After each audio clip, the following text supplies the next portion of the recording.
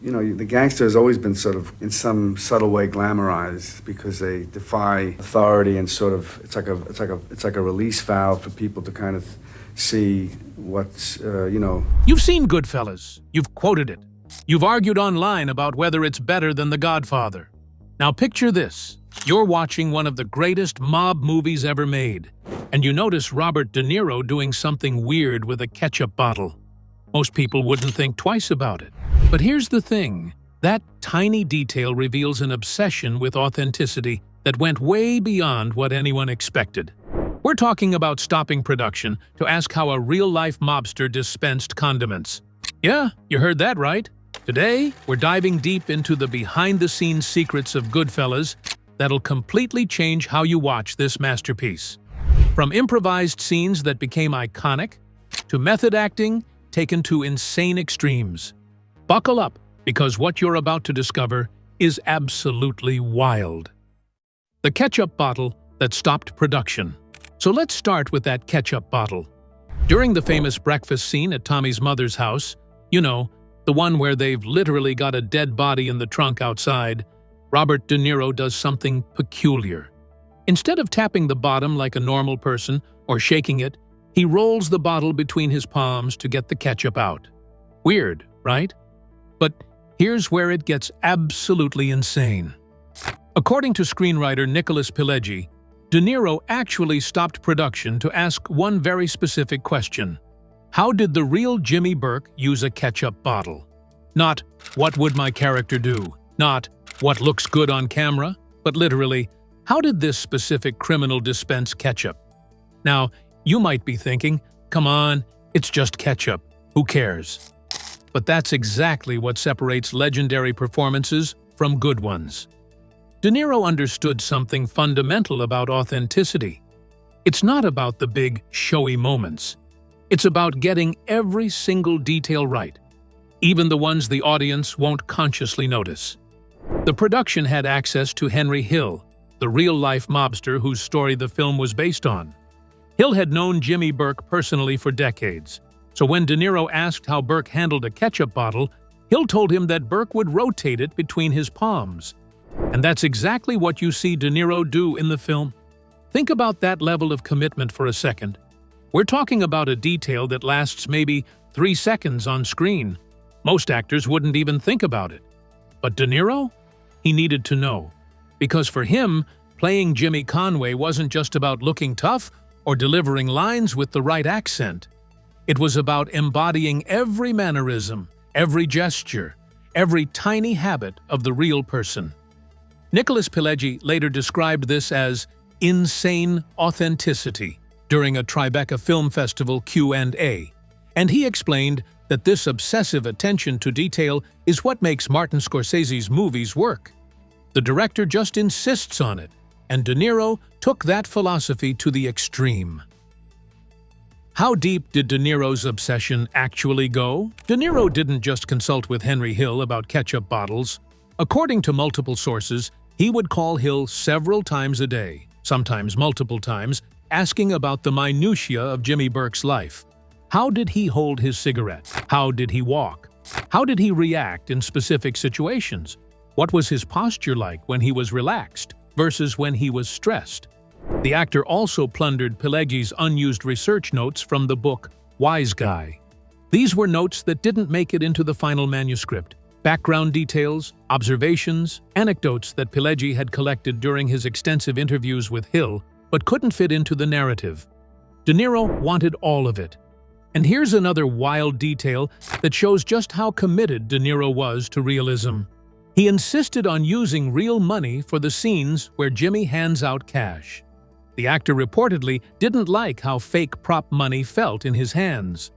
So the prop master, Robert Griffin, had to withdraw several $1,000s of his own money for De Niro to use in those scenes. Think about the logistics of that. After every single take, no one could leave the set until all the money was counted and returned. Can you imagine being an extra on that set? Sorry, folks, nobody goes home until we find that missing 20. But De Niro didn't care about the inconvenience. If it didn't feel real to him, it wouldn't look real on camera. The scene that wasn't in the script. Now, Speaking of authenticity, let's talk about arguably the most famous scene in Goodfellas. And it wasn't even in the original script. You know the one. Funny how? Like I'm a clown? I amuse you? If you've seen Goodfellas, those words probably just sent chills down your spine. The funny how scene is one of the most quoted, most analyzed, most imitated moments in cinema history. And it came from Joe Pesci's real life. You see, when Pesci was a young man working as a waiter at a restaurant in Queens, he served a table with a mobster who was telling stories and cracking jokes. Trying to be friendly, Pesci told the guy, "Hey, you're funny." The temperature in the room immediately dropped. The mobster's face went cold, and he turned to Pesci with deadly seriousness. "You think I'm funny?"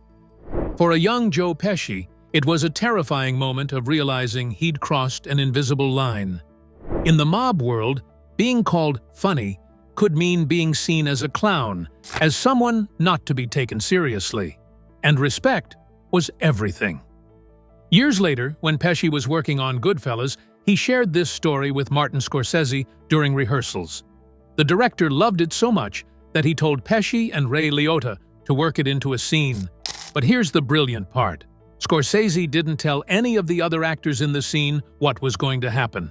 That's right, Frank Vincent, Tony Darrow, and all the other guys sitting at that table, they had no idea what Pesci was about to do. Scorsese specifically shot the scene with medium takes instead of close-ups, so he could capture everyone's genuine reactions. When you watch that scene and see the other actors looking uncomfortable and confused, that's because they actually were. Ray Liotta later revealed at a 2015 Q&A celebrating the film's 25th anniversary that he and Pesci rehearsed the exchange maybe 4 or 5 times before they locked in what you see in the final film. But it was absolutely improvised, born from that real experience Pesci had as a young man. What made this improvisation so powerful? The funny how scene works on multiple levels. First, it perfectly captures the volatility of Tommy DeVito's character. In one instant, he goes from laughing and joking to being on the edge of violence. You can see in Liotta's eyes that Henry genuinely doesn't know if Tommy is about to hurt him. Second, it reveals something crucial about the mob culture. These guys are obsessed with how they're perceived. Tommy is short, average-looking. He doesn't have the natural intimidation factor of someone like Paulie. So he compensates with explosive anger, making sure everyone knows not to disrespect him. Third, and this is what makes it so terrifying, you can never quite tell if Tommy is joking or serious until the very end when he breaks into a laugh and says, "I'm just breaking your balls a little bit. I'm only kidding with you." But even then, you're not entirely sure. The threat of violence is always there, simmering just below the surface.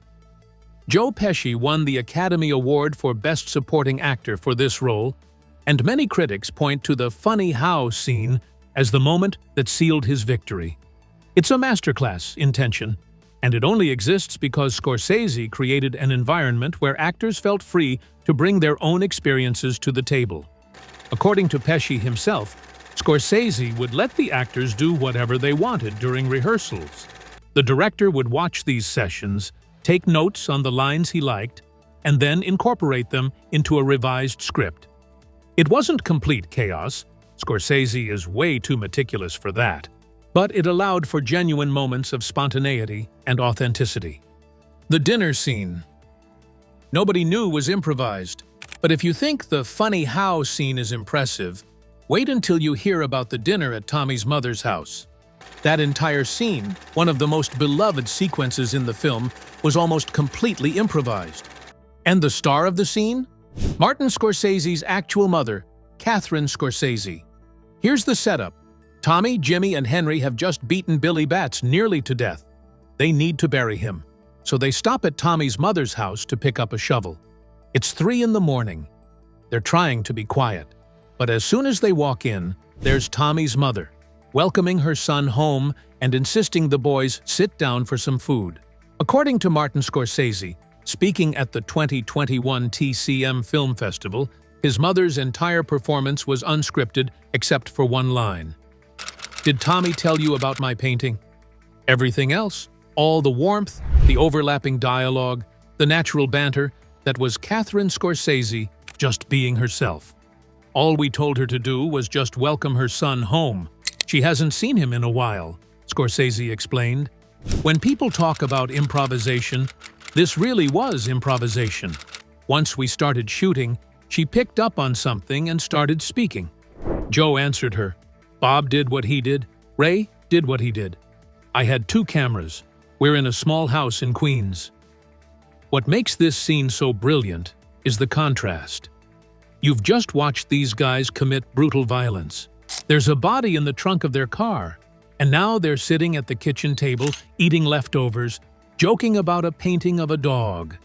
It's simultaneously hilarious and deeply disturbing. Catherine Scorsese treats Pesci and De Niro like they're just her son's friends coming over for dinner, which, from her perspective, they kind of were.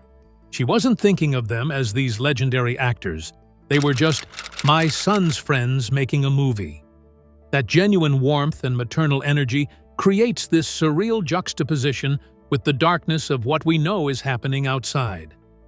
The painting they discuss in the scene, by the way, has its own interesting backstory.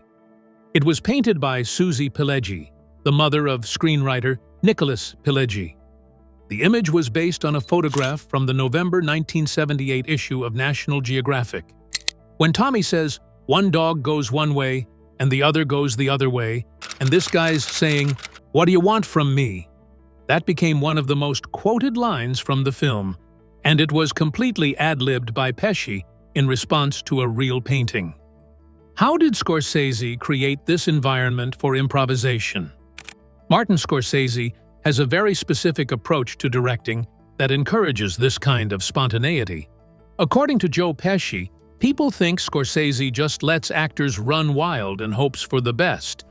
But that's not true at all. It has to be structured, Pesci explained. It's crazy to think you can go in there and make a movie like that. What Scorsese does is create a framework, a solid foundation based on the script and his vision. But within that framework, he gives actors the freedom to explore. He has a phrase, "Don't act, behave." He wants his actors to live in the moment, to react naturally to what's happening around them. Ray Liotta described it this way. Marty sets up an atmosphere where you feel like you can do anything. He's involved in every little detail.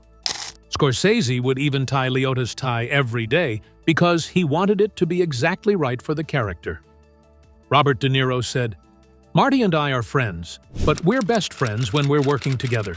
The more you come up with, the more enthusiastic he gets. It's a joyous experience." This collaborative environment is what allowed for those magical improvised moments. But it only works because everyone involved is so committed to authenticity and so skilled at their craft. The Copa shot, 3 minutes that changed cinema. Now we need to talk about what might be the most famous continuous shot in movie history. The Copa Cabana tracking shot, affectionately known as the Copa shot. For those who need a refresher, Henry takes his new girlfriend Karen to the Copa Cabana nightclub. Instead of waiting in line like regular people, he leads her down a staircase, through the kitchen filled with Chinese cooks, up another staircase, and straight to a table that magically appears right in front of the stage. All of this happens in one continuous, unbroken shot, lasting about 3 minutes, set to "Then He Kissed Me" by the Crystals. It's absolutely mesmerizing. The camera follows right behind them as they weave through crowds. Henry hands out cash to everyone they pass, and you can see Karen falling for this world in real time. It's seduction, both Henry seducing Karen and the mob lifestyle seducing Henry. Here's what most people don't know. That shot was filmed in half a day, just a half day. The Steadicam operator, Larry McConkey, showed up expecting to spend several days on this complex sequence, but Scorsese had it all figured out in his head. They blocked it, lit it, rehearsed it, and shot it all before lunch. McConkey later said the whole experience was thrilling because Scorsese gave him so much creative freedom. There were no restrictions, and basically Marty said, "There's one scripted scene, and then after that, just have fun." He played the music over speakers on the set so I could dance to the music, essentially. They ended up doing 8 takes total, and Scorsese went with the 7th one for budget reasons. One of the earlier takes was actually longer and technically more complex, but there was a moment where a cook said something to Liotta, and since that actor was a non-speaking extra, they would have had to pay him more to use that take. So they went with take 7 instead. The shot took such precise choreography. Everything had to be timed perfectly. The extras moving at exactly the right moments. The lighting transitions from exterior to kitchen to club interior. Liotta's dialogue with all the people he encounters. And here's a fun little detail. When they walk through the kitchen, they actually walk in a circle and exit through the same door they entered. The production team just moved some crates around to make it look like a different entrance. Why does the Copa shot matter so much? There's a popular myth that Scorsese only did the shot that way because they couldn't get permission to film through the front entrance. But that's not quite true. Yes, they were denied permission to use the main entrance, but Scorsese had always intended to film from the back way because that's how it actually happened in real life. In Nicholas Pileggi's book, Wise Guy, there's this line from Karen Hill. On crowded nights, when people were lined up outside and couldn't get in, the doormen used to let Henry and our party in through the kitchen, which was filled with Chinese cooks, and we'd go upstairs and sit down immediately. Scorsese read that one sentence and saw the entire shot in his head. He understood that this moment needed to be continuous because it represents Henry's entire life unfolding before him. As the director explained, it's his seduction of her, and it's also the lifestyle seducing him. The Copa shot has influenced countless filmmakers since 1990. Paul Thomas Anderson's opening shot in Boogie Nights, the long takes in True Detective, even Scorsese's own later work in The Irishman, they all owe something to that Copa Cabana sequence. A taxicab driver once recognized Larry McConkey and said, "Oh, Steadicam, yeah, like that shot in Goodfellas, the Copa Cabana." That's when McConkey realized they'd created something truly special.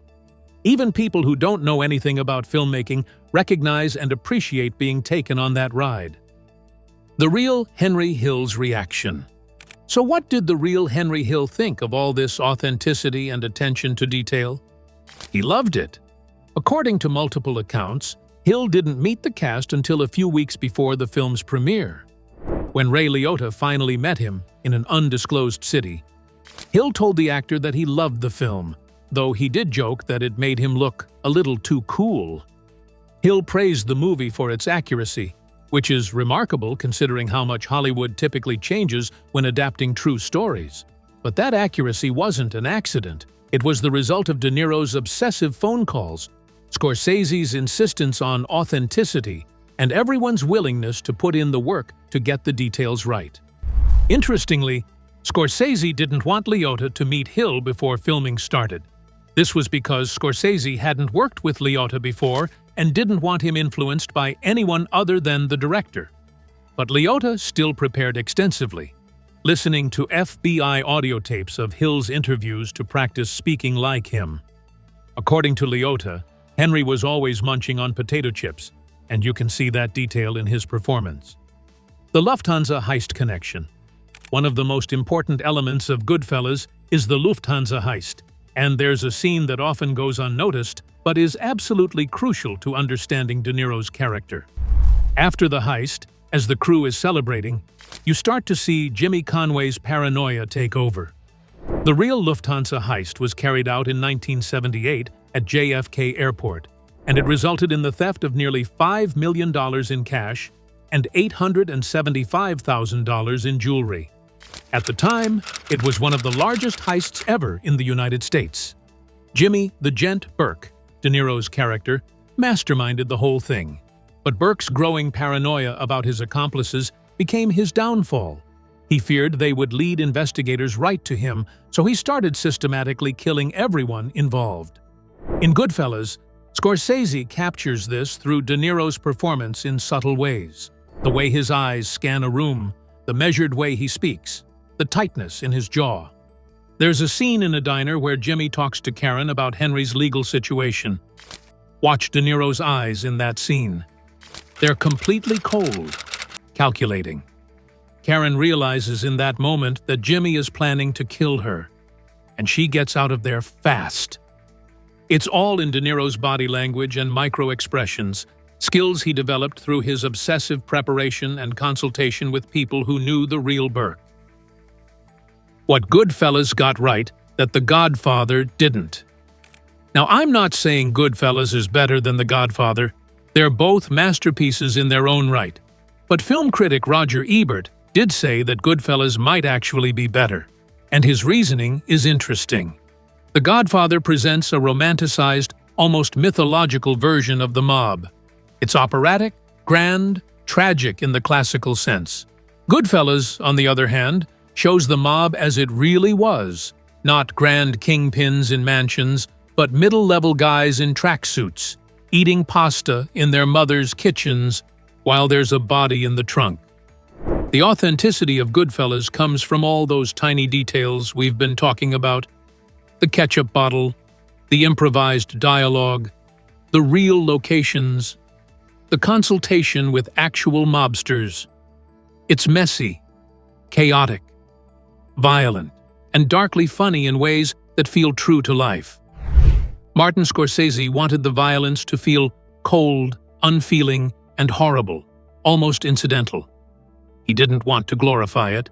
Even the famous tracking shot, as beautiful as it is cinematically, is showing you the seduction of a lifestyle that ultimately destroys everyone involved. The cultural impact.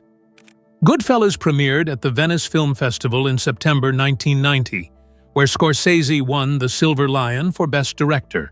When it was released in the United States, it made $47 million against a $25 million budget. Not a massive blockbuster, but solid.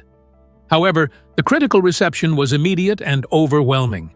Reviewers recognized they were watching something special. The film received 6 Oscar nominations, winning only Best Supporting Actor for Pesci, which many people still consider a snub. It should have won more. But the real cultural impact came later. Goodfellas didn't just influence other movies. It shaped how we think about and talk about organized crime. Without Goodfellas, there's no Sopranos. David Chase, creator of The Sopranos, has openly said the film was a major inspiration. He was struck by how funny and brutal and real it felt. The film's influence extends beyond mob stories. The quick editing, the use of popular music to comment on the action, the extensive voiceover narration, the darkly comic tone, all of these became tools in every filmmaker's kit.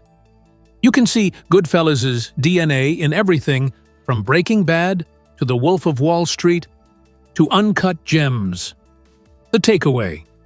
So what's the takeaway from all these revelations about Goodfellas? I think there are a few lessons here. First, authenticity matters. De Niro's obsession with getting every detail right, down to how a man dispenses ketchup, might seem extreme, but it's what separates a good performance from a legendary one. When you commit fully to understanding your character, the audience feels it, even if they can't articulate why. Second, collaboration creates magic. The best moments in Goodfellas came from Scorsese creating an environment where talented people could contribute their ideas. Pesci brought the funny how scene. Catherine Scorsese brought genuine maternal warmth to the dinner scene. McConkie brought innovative camera movement to the Copa shot. None of these moments would exist if Scorsese had been a rigid, controlling director. Third, the small details tell the big story. Think about that ketchup bottle again. It's on screen for maybe 3 seconds. Most people don't consciously register it, but it's part of the tapestry of authenticity that makes De Niro's performance so believable.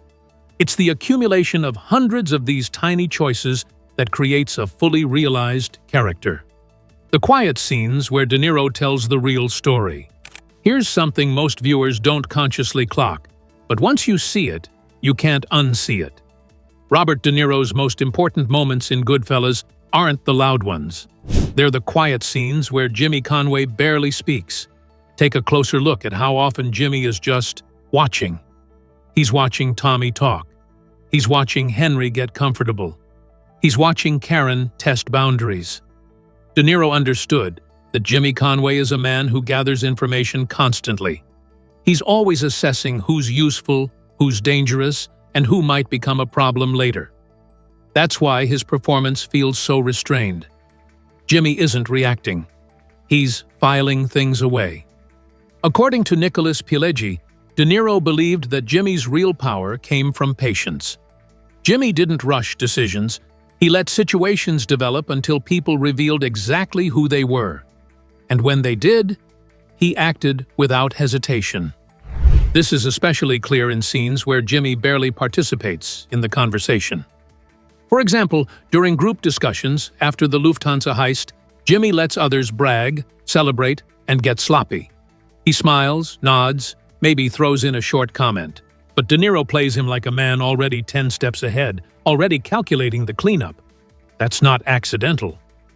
De Niro has said that Jimmy viewed people the way a chess player views pieces. Useful until they're not. And here's the chilling part. Jimmy doesn't hate the people he eventually kills. He doesn't feel betrayed by them. He simply recognizes that they've outlived their usefulness. That emotional neutrality is what makes him scarier than Tommy, who at least acts out of impulse and insecurity. Another detail that often goes unnoticed is how Jimmy handles stress. Watch his posture during tense moments. He doesn't fidget, he doesn't pace. He sits still.